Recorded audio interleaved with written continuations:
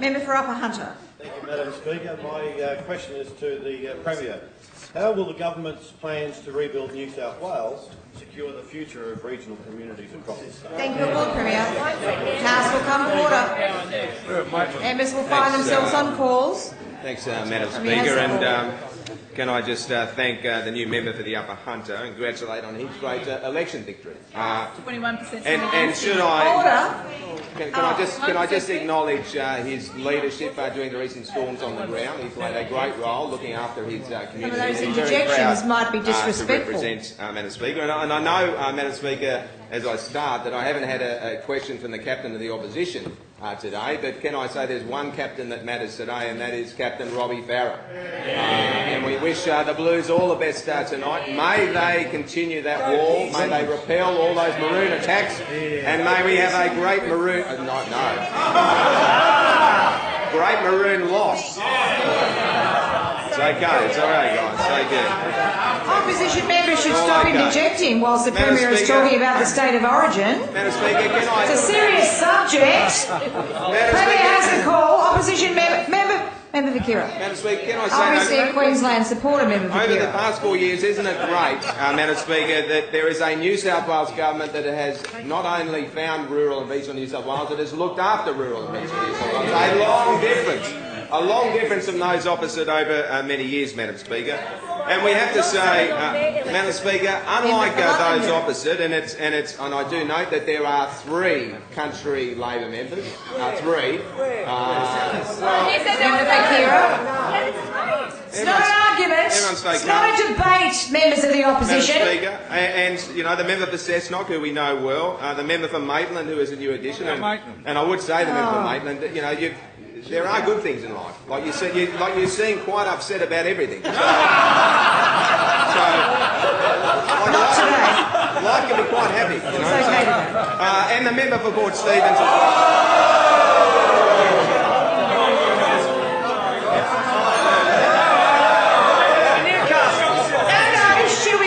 The member for Maitland will be heard in silence. Have a go, Chuck. Member for Maitland will be heard in silence.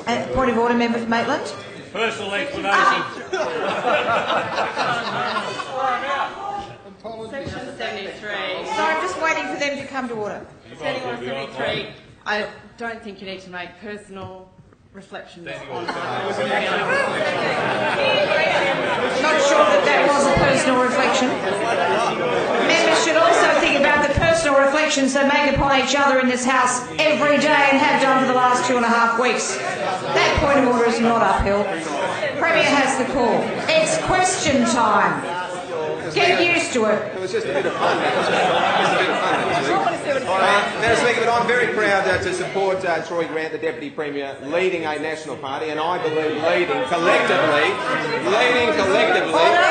the strongest coalition in the nation. Strongest coalition in the nation, Madam Speaker. Very proud to be doing Same that. old ones. And on top of that, we have a comprehensive plan to put $6 billion worth of infrastructure into regional New South Wales. Very proud to be doing that, whether it be regional roads such as the Newell Highway, the Pacific Highway bypass in Coffs Harbour, the $1.25 billion regional water fund, including $117 million to secure the future of Broken Hill's water supply, $300 million for multi-purpose services to provide healthcare, and $300 million of the $1 billion education fund to invest in regional schools. We're very proud to be doing it, but I get continually confused by those opposite because Central Coast members seem to be, for some reason, against the $400 million, indeed, that we are putting into Central Coast roads. They say they want it, and then they come into the House and they vote against it. I can't understand it, Madam Speaker, but I have to say the piece de resistance remains Illawarra, because the Albion Park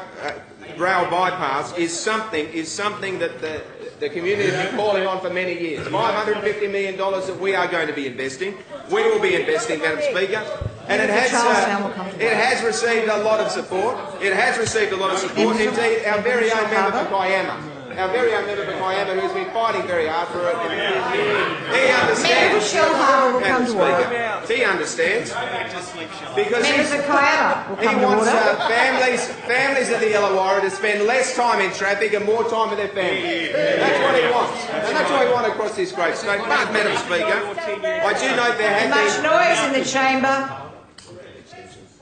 Member for Shellharbour is on a call. Will cease interjecting. Madam Speaker, I also note that there have been other supportive comments that have been put forward. The Albion Park Rail Bypass will reduce traffic congestion, improve Member for travel Upper times... Hunter. Madam Speaker, I'd like to seek an extension. 2 minutes is granted. Thank you. No, hang on. And enhance road safety. This vital piece of road infrastructure will provide local jobs, and there is a genuine need to urgently start work on building the Albion Park Rail Bypass. It's time for action. It's fighting words. I love those fighting words. Member for Kiama. Hang on. Who was it? It wasn't him. Don't tell me it was Wollongong's #1 fan, the member for Shellharbour. He's backing it in. Now, the only problem in the election campaign, how much was allocated by Labor towards that? Let me guess. Absolutely nothing. Absolutely nothing. So the member for Shellharbour will surely be coming into this place and voting for a piece of legislation that says the Albion Park Rail Bypass a big tick. A big tick. We can actually deliver it. So why Member don't for you just come Shellharbour, on it's not over a here? debate. You can't participate. Why doesn't the member for Shellharbour just join the team that's actually delivering for her community? Because for some reason, her team, this team over here, have no interest. They have no interest in the Albion Park Rail Bypass, Madam Speaker, and that is just an example of what we have from those on the other side. They have no interest in supporting their communities with new schools, with new hospitals, with new railway, with new roads, with water security. They are all against it. And all those new members, Tip, hello, just letting you know that we will be telling your communities that you're voting against every single project. You don't want the project. You didn't fund them.